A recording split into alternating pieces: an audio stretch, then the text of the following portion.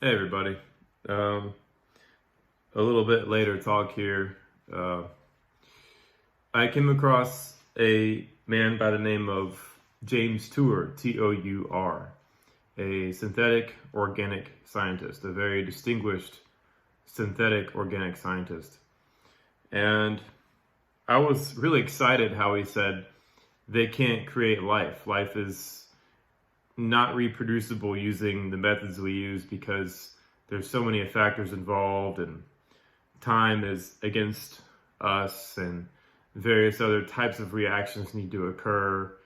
Um, but I also watched through the videos that he made and a lot of the writings that he wrote about over the past week or so.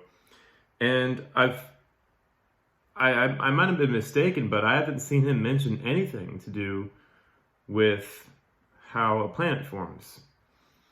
If life exists on a planet and evolution is real, then it stands to reason that life itself is a result of planetary evolution.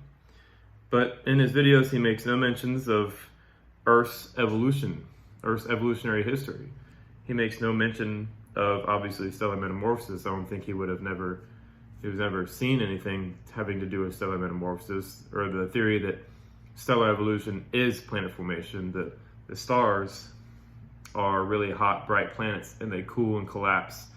And all the chemistry that takes place in there is what forms the beginnings of life, the prebiotic life, which then becomes the biotic life over hundreds of millions of years. So the pressures are different, the temperatures are different, the entire environment is wildly different over time as the star evolves. And he made no mention of that. So that's something that I have issue with, because he says that life cannot create itself from non-living matter. But in the general theory of stellar metamorphosis, that's exactly what happens. I don't know if James Tour is seeing this, but when a star is born from a white dwarf stage and expands outwards, it releases its heat and then it starts cooling and collapsing on itself, and cooling and shrinking and dying. And all the chemistry that makes rocks and minerals all the way down here, okay, is a direct result of the process of stellar evolution, which means the process of stellar evolution is what creates life. It's an extremely complex process, and I'm a little bit taken aback how somebody who is this distinguished in their own field could have missed something that obvious. And the only way I can explain that is the narrowness of a lot of researchers' minds.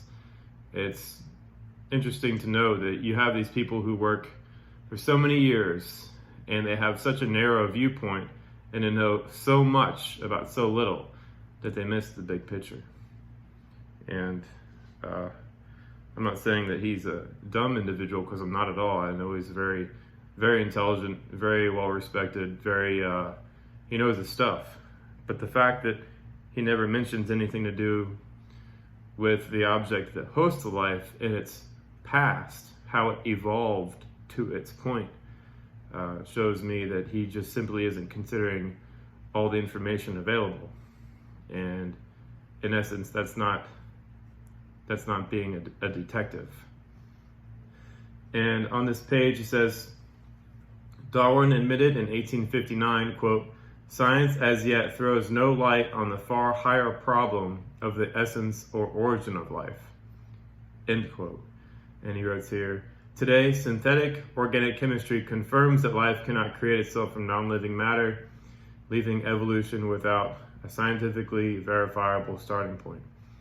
The scientifically verifiable starting point for the evolution of life is in young hot stars, white dwarfs, as well as blue giants and all the way up here, all these young hot stars. This is where life begins. This is the very beginning of when those very first hydrogen and oxygen molecules combine together and create very basic molecules. And the prebiotic molecules happens around this stage, and then it just gets more complex as the star evolves. and the temperatures and the pressures and everything changes inside that star.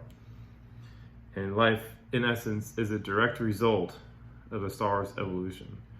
All the energy needed to create life is inside of that star. All the heat is there. All the time is there. All the universal love is there for life to be a direct result of a planet's evolutionary past. I guess that basically sums up this talk. All right, you guys, I just want you guys to see that and to notice that, you know, being really educated is sometimes a fatal flaw in somebody's worldview. It can lead you to being a bit too focused on something and just completely miss the big picture. All right, later.